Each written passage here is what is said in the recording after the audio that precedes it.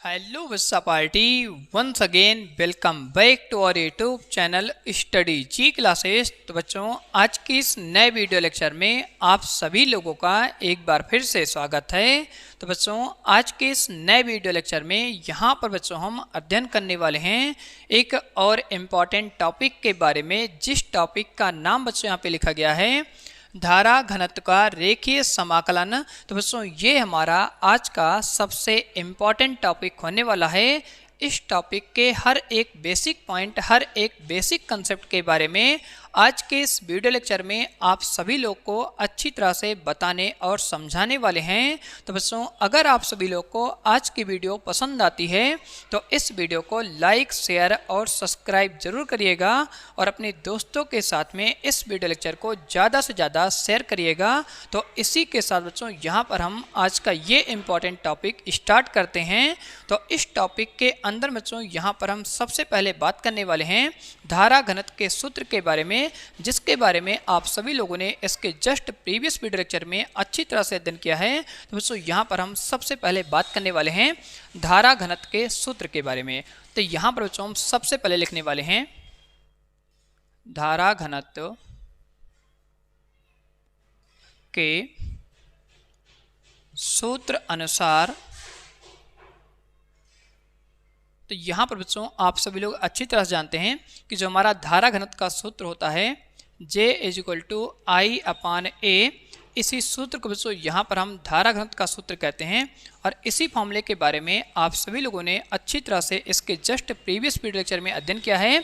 इस फॉर्मूले को बच्चों यहाँ पर हम समीकरण नंबर 1 मान लेते हैं। तो बच्चों अब हम यहाँ पर सबसे पहले बात करने वाले हैं कि इस सूत्र को यहाँ पर बच्चों हम सदिश रूप में किस प्रकार से निरूपित करने वाले हैं, इसके बारे में यहाँ पर हम अध्ययन करने वाले हैं। उसके बाद यहाँ पर बच्चों हम आप सभी लोग को बताने वाले हैं कि ये जो हमारा यहाँ पर समीकरण नंबर 1 होता है धारा घनत्व का सूत्र J = I/A, इस फॉर्मूले का यूज करके यहाँ पर बच्चों हम किस प्रकार से गणितीय सिद्धांत के अनुसार इस सूत्र को हम समाकलन रूप में निरूपित करने वाले हैं। तो यहाँ पर बच्चों हम सबसे पहले बात करने वाले हैं कि इस सूत्र को यहाँ पर हम सदिश रूप में किस प्रकार से निरूपित करने वाले हैं। तो यहाँ पर बच्चों हम हैश टैग करके लिखने वाले हैं सदिश रूप।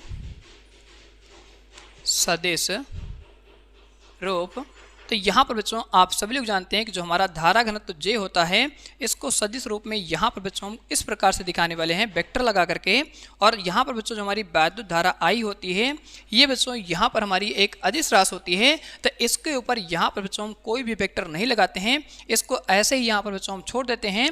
और यहाँ पर आप जानते हैं ए बच्चों हमारा क्या होता है, क्षेत्रफल सदिश होता है। तो इस क्षेत्रफल सदिश को यहाँ पर बच्चों हम वेक्टर रूप में कुछ इस प्रकार से दिखाने वाले हैं। तो ये जो बच्चों यहाँ पर हमारा फॉर्मूला होता है, इसी फॉर्मूले को यहाँ पर बच्चों क्या कहते हैं, धारा घनत्व का सदिश रूप कहते हैं। जहाँ पर बच्चों आप सभी लोग देख पा रहे हैं कि जो हमारा धारा घनत्व J होता है इसके ऊपर बच्चों यहाँ पर हमारा इस प्रकार से वेक्टर लगा होता है। I बच्चों हमारे क्या होती है, वैद्युत धारा होती है। ये बच्चों हमारी एक अदिश राशि है। और यहाँ पर जो हमारा क्षेत्रफल सदिश होता है उसको बच्चों वेक्टर फॉर्म में यहाँ पर हम इस प्रकार से निरूपित करते हैं। तो ये जो हमारा फॉर्मूला बन के तैयार होता है, इसी सूत्र को बच्चों यहाँ पर हम धारा घनत्व का सूत्र कहते हैं, जो बच्चों यहाँ पर सदिश रूप में होता है। तो बच्चों अब हम यहाँ पर बात करने वाले हैं कि ये जो हमारा समीकरण नंबर 1 होता है इस फॉर्मूले का यूज करके यहाँ पर बच्चों हम किस प्रकार से इस सूत्र को समाकलन रूप में निरूपित करने वाले हैं गणितीय सिद्धांत के अनुसार। तो यहाँ पर बच्चों हम सबसे पहले लिखने वाले हैं समीकरण 1 के अनुसार। तो यहाँ से बच्चों हम सबसे पहले अपना राइटिंग सेक्शन स्टार्ट करेंगे। समीकरण 1 के अनुसार। तो यहाँ पर बच्चों आप सभी जानते हैं कि जो हमारा समीकरण नंबर 1 होता है J = I/A। तो सबसे पहले बच्चों हम इसी समीकरण से यहाँ पर वैद्युत धारा I का मान ज्ञात करने वाले हैं। तो I का मान ज्ञात करने के लिए यहाँ पर बच्चों जो हमारा क्षेत्रफल होता है इसको यहाँ पर हम धारा घनत्व J के साथ में आपस में गुणा कर देंगे। तो यहाँ पर आप सभी लोग को वैद्युत धारा I का मान मिल जाता है J × A। अब यहाँ पर बच्चों आप सभी जानते हैं वैद्युत धारा यहाँ पर जो हमारी होती है एक अदिश राशि होती है। और इसका जो मान होता है पूरे चालक के अंदर बच्चों यहाँ पर फिक्स होता है। और यहाँ पर साथ में आप सभी लोग जानते हैं कि जो हमारा धारा घनत्व होता है ये भी बच्चों हमारे क्या होता है, एक नियत मान होता है। इसका मान पूरे चालक के अंदर बच्चों यहाँ पर क्या होता है, एकांक पृष्ठीय क्षेत्रफल के आधार पर आधारित होता है। या बच्चों आप कह सकते हैं कि ये जो हमारा धारा घनत्व J होता है इसका मान बच्चों यहाँ पर क्षेत्रफल के ऊपर निर्भर करता है। अगर क्षेत्रफल का मान अधिक होगा तो यहाँ पर धारा घनत्व का मान बच्चों अधिक होगा, अगर क्षेत्रफल का मान बच्चों यहाँ पर कम होगा तो धारा घनत्व का मान यहाँ पर कम होगा। तो इस प्रकार से यहाँ पर बच्चों आप कह सकते हैं कि जो हमारा धारा घनत्व J होता है ये बच्चों हमारा एक नियत राशि होती है। इसमें जो चेंज होता है बच्चों यहाँ पर हमारा क्षेत्रफल होता है। तो इसी क्षेत्रफल A के सापेक्ष यहाँ पर बच्चों हम क्या करने वाले हैं, दोनों पक्षों का अवकलन करने वाले हैं। अवकलन के बारे में आप सभी लोगों ने क्लास 12th में अच्छी तरह से अध्ययन किया है, जहाँ पर बच्चों आप सभी लोग जानते हैं कि अवकलन को यहाँ पर बच्चों हम कुछ इस प्रकार से d/dx निरूपित करते हैं। तो इसी d/dx को बच्चों हम क्या कहते हैं, अवकलन का रूप कहते हैं। तो यहाँ पर बच्चों आप सभी लोग अच्छी तरह से जानते हैं कि अगर नीचे यहाँ पर हमारा x चल रहा है तो इसका मतलब यहाँ पर जो हमारा फलन होता है उस फलन को बच्चों यहाँ पर हम क्या करते हैं, f ऑफ x निरूपित करते हैं। तो इस फलन f ऑफ x को यहाँ पर बच्चों हम x के सापेक्ष अवकलन करने वाले हैं।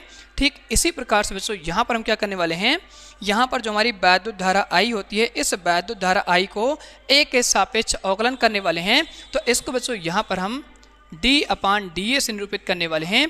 तो इसका मतलब बच्चों ये होता है कि यहाँ पर जो हमारा ऊपर फलन चल रहा है उस फलन को बच्चों यहाँ पर हम gx मान लेते हैं। तो इस gx फलन को यहाँ पर बच्चों हम a के सापेक्ष अवकलन करने वाले हैं। आप सभी लोगों ने इन सभी चीज़ों के बारे में अच्छी तरह से क्लास 12th में अध्ययन किया होगा। अगर आप सभी लोग को बेसिक जानकारी नहीं है तो आप सभी लोग जाकर के क्लास 12th की बुक में अच्छी तरह से अध्ययन कर सकते हैं। तो यहाँ पर बच्चों हम सबसे पहले क्या करने वाले हैं, इस फॉर्मूले को यहाँ पर लेके चलने वाले हैं I = J × A।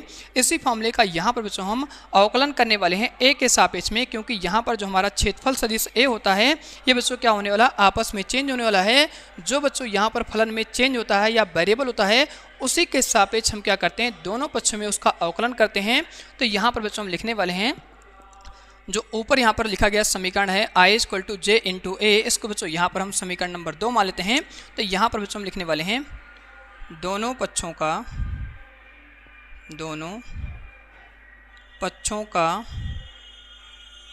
अवकलन A के सापेक्ष करने पर। तो यहाँ पर बच्चों हम क्या करने वाले हैं, दोनों पक्षों में इसका अवकलन करने वाले हैं A के सापेक्ष। तो बच्चों जब हम अवकलन करते हैं तो इसको यहाँ पर हम d/dA से निरूपित करने वाले हैं। ये बच्चों जो हमारा रूप होता है इसी रूप को यहाँ पर बच्चों हम अवकलन का रूप कहते हैं। और यहाँ पर जो हमारा फलन है वो वैद्युत धारा I है, तो इसको बच्चों यहाँ पर हम I से दिखाने वाले हैं। ठीक इसी प्रकार से यहाँ पर बच्चों हम क्या करने वाले हैं, इस पूरे का अवकलन करने वाले हैं। तो इसको बच्चों यहाँ पर हम d/dA से दिखाने वाले हैं। और इस केस में यहाँ पर जो हमारा फलन होता है वो J डॉट यहाँ पर A होता है। अब यहाँ पर बच्चों आपको ध्यान रखना है कि अगर हम अवकलन कर रहे हैं या समाकलन कर रहे हैं तो इस केस में जो नियत मान होता है बच्चों, अवकलन हो या समाकलन हो, नियत मान बच्चों क्या होता है, सदैव अवकलन और समाकलन से यहाँ पर बाहर जाता है। तो यहाँ पर आप जानते हैं जो हमारा धारा घनत्व J होता है ये बच्चों हमारा एक नियत मान है, तो ये अवकलन से बाहर आ जाएगा। तो इसके आगे का स्टेप यहाँ पर हम किस प्रकार से करने वाले हैं इसके बारे में यहाँ पर हम सीखने वाले हैं। तो यहाँ पर बच्चों हम क्या करने वाले हैं, ये जो हमारा धारा घनत्व J होता है इसको यहाँ पर हम बाहर लिखने वाले हैं। तो यहाँ पर बच्चों हम दिखाने वाले हैं d/dA। और यहाँ पर जो हमारा फलन चल रहा है वैद्युत धारा I, इस केस में बच्चों यहाँ पर हमारा क्या होता है, जो धारा घनत्व J होता है ये अवकलन से बाहर जाता है।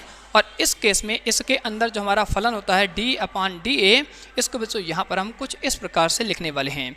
अब बच्चों आप सभी लोगों ने क्लास 12th में अच्छी तरह से अध्ययन किया है कि अगर हम जिसके सापेक्ष में अवकलन कर रहे हैं ऊपर का चर और नीचे का चर अगर सेम मिलता है तो इसका जो अवकलन होता है इसका अवकलन बच्चों यहाँ पर 1 के बराबर होता है। तो यहाँ पर बच्चों आप सभी लोग गणितीय सूत्र के अनुसार कह सकते हैं कि अगर हमारा कोई भी फलन यहाँ पर d/dx है और इसका जो हम अवकलन कर रहे हैं वो x के सापेक्ष कर रहे हैं तो इस पूरे का मान बच्चों क्या होता है, 1 के बराबर होता है। ठीक इसी प्रकार से बच्चों यहाँ पर आप इस फॉर्मूले को दे करके बता सकते हैं, अगर नीचे बच्चों हमारा यहाँ पर x होता है जिसके सापेक्ष हम अवकलन करते हैं, ऊपर बच्चों हमारा क्या होता है x होता है, तो इनका जो अवकलन होता है वो 1 के बराबर होता है। ठीक इसी प्रकार से यहाँ पर आप कह सकते हैं ऊपर जो हमारा फलन चल रहा है वो a है, तो यहाँ पर बच्चों हम क्या कर रहे हैं, इस फलन a का DA के सापेक्ष अवकलन कर रहे हैं तो इसका जो मान होगा बच्चों यहाँ पर 1 के बराबर हो जाएगा। तो इस पूरे की जगह बच्चों हम क्या करने वाले हैं, 1 रखने वाले हैं। तो बच्चों यहाँ पर हमारा क्या होता है, इस पूरे का यहाँ पर अवकलन हो जाता है और इस पूरे का अवकलन होने के बाद इसका मान बच्चों यहाँ पर 1 के बराबर मिलता है। ठीक इसी प्रकार से यहाँ पर बच्चों आपको इधर साइड समझना है कि जो हमारा नीचे का फलन है A, ये बच्चों आपस में कैसा है, चेंज है। ऊपर का जो फलन है ये भी बच्चों हमारा क्या आपस में चेंज है। तो जब बच्चों यहाँ पर हमारा फलन क्या होता है, ऊपर और नीचे चेंज होता है, तो उसको बच्चों यहाँ पर हम अवकलन रूप में दिखाने वाले हैं, जिसको बच्चों यहाँ पर हम DI अपान यहाँ पर DA से निरूपित करने वाले हैं। तो जिसका अवकलन नहीं होता है उसको बच्चों यहाँ पर हम कुछ इस प्रकार से दिखाते हैं, DI अपान DA। अब बच्चों इसको यहाँ पर हम क्या करने वाले हैं, थोड़ा सा और आगे यहाँ पर सॉल्व करेंगे। तो यहाँ पर आपको मिलता है DI upon DA equal to बच्चों यहाँ पर आपको मिल जाएगा J। अब यहाँ पर बच्चों हम क्या करने वाले हैं, इस फार्मूले को यहाँ पर बच्चों हम समाकलन रूप में निरूपित करने वाले हैं। तो इसको बच्चों यहाँ पर हम इम्पॉर्टेंट मान करके और इस फार्मूले को यहाँ पर हम स्टार मार्क कर लेते हैं, क्योंकि यहीं से बच्चों हम क्या करने वाले हैं, समाकलन रूप में इस फार्मूले को निरूपित करने वाले हैं। तो यहाँ पर बच्चों हम क्या करते हैं, DI को इधर साइड यहाँ पे रुक लेंगे और यहाँ पर जो हमारा DA होता है इसको बच्चों हम इधर साइड यहाँ पे भेज देंगे। तो यहाँ पर आपको मिल जाएगा J इंटू यहाँ पर बच्चों आपको मिल जाएगा DA। अब यहाँ पर बच्चों हम क्या करने वाले हैं, दोनों पक्षों का समाकलन करने वाले हैं, क्योंकि आप सभी लोग जानते हैं कि अगर हम दोनों पक्षों का समाकलन करते हैं तो यहाँ पर जो हमारा अवकलन होता है ये इसके बच्चों यहाँ पर क्या होता है, व्युत्क्रम होता है। तो यहाँ पर बच्चों हम क्या करते हैं, इस फार्मूले को समाकलन रूप में दिखाने के लिए दोनों पक्षों का यहाँ पर हम समाकलन करने वाले हैं। तो बच्चों यहाँ पर हम लिखने वाले हैं, दोनों पक्षों का समाकलन करने पर। तो यहाँ पर बच्चों हम क्या करेंगे, जब समाकलन करेंगे तो यहाँ पर बच्चों लिखेंगे DI इक्वल टू यहाँ पर बच्चों आपको मिल जाएगा समाकलन J डॉट यहाँ पर DA। अब यहाँ पर बच्चों आप सभी लोगों ने समाकलन के अंदर में एक फॉर्मूले के बारे में अच्छी तरह से अध्ययन किया है कि अगर बच्चों यहाँ पर हम क्या करते हैं, dx का समाकलन करते हैं तो ये बच्चों हमारे क्या होता है, x के बराबर होता है। इसी प्रकार से यहाँ पर बच्चों आप कह सकते हैं अगर हम dy का समाकलन करते हैं तो ये बच्चों हमारे क्या होता है, y के बराबर होता है। इसी प्रकार से यहाँ पर बच्चों आप कह सकते हैं कि अगर हम dy का समाकलन करेंगे तो ये बच्चों हमारे क्या हो जाएगा, i के बराबर हो जाएगा। तो यहाँ पर बच्चों हम इस प्रकार से लिखने वाले हैं। और इस फॉर्मूले के बारे में आप सभी लोगों ने 12th क्लास में मैथ के अंदर में अच्छी तरह से अध्ययन किया है कि अगर बच्चों हम dx का समाकलन करते हैं तो x के बराबर होता है, dy का समाकलन करते हैं तो y के बराबर होता है। उसी प्रकार से यहाँ पर बच्चों हम कह सकते हैं कि अगर हम DI का समाकलन करते हैं तो ये बच्चों हमारा क्या होता है, I के बराबर होता है। तो इसकी जगह बच्चों यहाँ पर हम क्या करने वाले हैं, I रखने वाले हैं। और इस केस में यहाँ पर आप सभी जानते हैं कि जो हमारा पृष्ठीय क्षेत्रफल A होता है ये बच्चों परिवर्तित होता रहता है। तो इस केस में बच्चों हम क्या करने वाले हैं, इस फॉर्मूले को सेम तरीके से यहाँ पर हम छोड़ने वाले हैं। तो यहाँ पर बच्चों हम क्या करेंगे, समाकलन का साइन लगा करके और यहाँ पर लिख देंगे J डॉट DA। तो इस प्रकार से यहाँ पर बच्चों हम क्या करते हैं, वैद्युत धारा यहाँ पर जो हमारा I होता है इस फॉर्मूले को बच्चों यहाँ पर हम इस प्रकार से धारा घनत्व का जो हमारा सूत्र आया हुआ है इसको बच्चों यहाँ पर हम समाकलन रूप में प्राप्त कर लेते हैं। तो यहाँ तक का कंसेप्ट आप सभी लोग को अच्छी तरह समझ आया होगा कि यहाँ पर बच्चों हम किस प्रकार से धारा घनत्व का सूत्र लेकर के चलते हैं और किस प्रकार से इस धारा घनत्व के सूत्र को यहाँ पर बच्चों हम समाकलन रूप में परिवर्तित करते हैं। तो बच्चों ये हमारा क्या होता है, गणितीय सिद्धांत होता है। तो मैं आशा करता हूँ कि आज के इस वीडियो लेक्चर में आप सभी लोग को धारा घनत्व के सूत्र के बारे में अच्छी तरह से जानकारी हो गई होगी। अगर आप सभी लोग को किसी भी टॉपिक में, किसी भी कंसेप्ट में कोई भी समस्या या कोई भी दिक्कत होती है तो इस वीडियो के नीचे कमेंट बॉक्स में कमेंट करके जरूर बताइएगा। तो बच्चों आज की वीडियो हम इसी पे एंड करते हैं। अब बच्चों हम अगले वीडियो लेक्चर में यहाँ पर बात करने वाले हैं कि यहाँ पर जो हमारा धारा घनत्व का सूत्र होता है J = I अपान A, इस फॉर्मूले का यूज बच्चों हम कहाँ पर करने वाले हैं। और यहाँ पर जो हमारा समाकलन का सूत्र होता है I = समाकलन J डॉट बच्चों यहाँ पर हमारे क्या होता है DA, इस फॉर्मूले का यूज हम कहाँ पर किस प्रकार से करने वाले हैं। तो इनके बारे में बच्चों हम नेक्स्ट वीडियो लेक्चर में आप सभी लोग को अच्छी तरह से बताने और समझाने वाले हैं। तो वीडियो पसंद आई हो तो वीडियो को लाइक, शेयर और सब्सक्राइब जरूर करिएगा। और यहाँ पर बच्चों जो थोड़ा सा बैकग्राउंड में शोर आ रहा था, यहाँ पर माता जी की साइड में यहाँ पर स्थापना हुई है, इसी वजह से यहाँ पर क्या हो रहा है, सॉन्ग्स हमेशा चलते रहते हैं। तो आप सभी लोग को यहाँ पर थोड़ा बहुत प्रॉब्लम हो सकती है, उस प्रॉब्लम को आप फेस कीजिए। अगर आप सभी लोग को टॉपिक में कोई भी समस्या, कोई भी दिक्कत होती है तो कमेंट बॉक्स में कमेंट करके जरूर बताइएगा। तो बच्चों दशहरे के इस पावन शुभ अवसर पर आप सभी लोग को दशहरे की हार्दिक शुभकामनाएं। तो आज की वीडियो हम इसी के साथ इसी पे एंड करते हैं। अब मिलते हैं बहुत जल्द आप सभी लोग के साथ, बहुत जल्द नेक्स्ट वीडियो लेक्चर के साथ में।